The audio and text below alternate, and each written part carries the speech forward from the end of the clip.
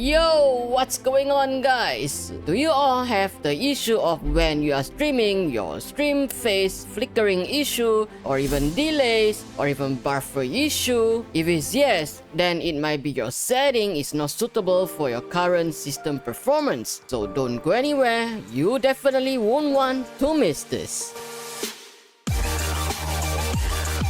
And because of that, you might face a very big trouble when it comes to streaming for your viewers' experience. So do not worry, we are going to discuss about the best setting for you to stream using your mid-end PC or low-end PC in Streamlabs OBS. By the end of the video, we are going to provide few tips, not only the settings in Streamlabs, but also in your PC system in order to allow you to actually have a very good streaming experience. So without further ado, let's dive right into it. So at the first thing you have to do, just go to your Streamlabs at the bottom left corner. You'll see the settings icon, just click on it and you'll see a bar which come out with this.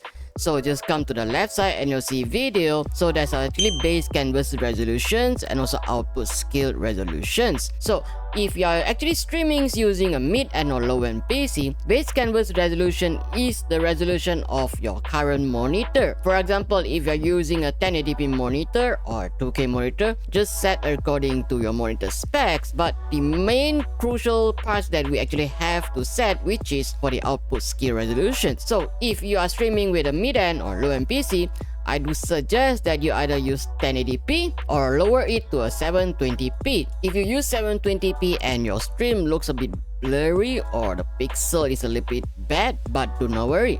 Because in our previous video, we have really discussed about how to actually adjust or increase or improve the filters of your graphics with Streamlabs OBS. So after you have done the settings for the resolution, the next thing you have to focus, which is this downscale filter. Under downscale filter, there are bicubic, bilinear, and lens source. 3 selection on total. Lens source is mainly for high-end PC. So if you are streaming with a low-end PC, I can actually suggest that you actually start with either bilinear or bicubic. Just don't go for lens source. And the next thing, which is FPS type, just go for common FPS value. And the common FPS value, you can just either go for 30. If your PC can handle the load, you can actually go for 720p with 60 frames or 1080p with 30 frames, so that you can actually make some adjustment in that settings to actually just see which one is the best fits for your streams and your hardware performance. So after you have done all the video setting, the next thing that we have to focus, which is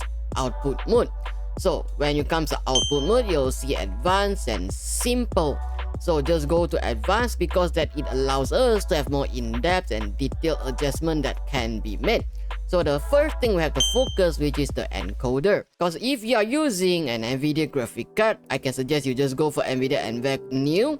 The next thing, which is the rate control. Rate control, there are 4 types of choices. But just go for CBR and the bitrate, which is the very crucial part. If you are using a 720p with 60 frame or 30 frame, you can actually start with 3000 bit rate. If your 3000 doesn't really perform well, you can actually adjust by increase or decrease by using either 300 or 500 of values, such as, for example, you can either use 3005, 4000, 2005, 2008. But when it comes to the CBR bitrate, it actually have to depends on your internet speed. For example, then my upload speed, which is 50 megabits per second, so I use 6000 of bitrate to stream 1080p with 60 frames. For different type of streaming platform, it actually require different types of bit rates for the CBR. So all you need to do is to check what upload speed that you have and which platform that you streams, and just set the bit rate according to the platform guideline. So the next thing to focus, which is the keyframe interval, just set it to 2, and the preset you can actually play around with medium quality,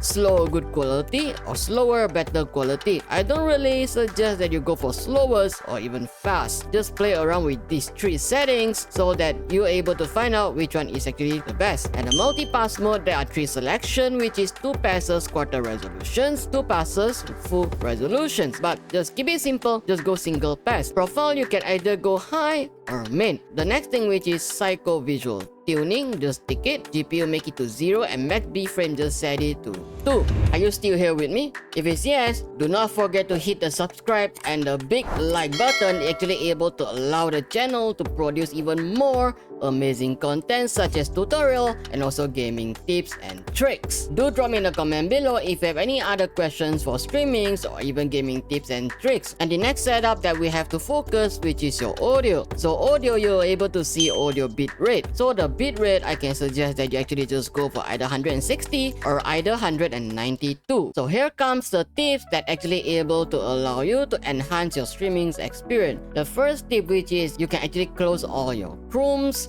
And the second, which is you can actually close all your unnecessary background apps using Task Manager, such as your wallpaper engine if you have one installed in your PC. And the third tips, which is you can actually turn on game mode in your Windows. So after you have done your streaming, you can actually just turn it off back. And the fourth tips, which is you can actually reduce or adjust your gaming quality to either 1080p with mediums or low graphic quality, or you can actually try 720p with high or medium graphic quality.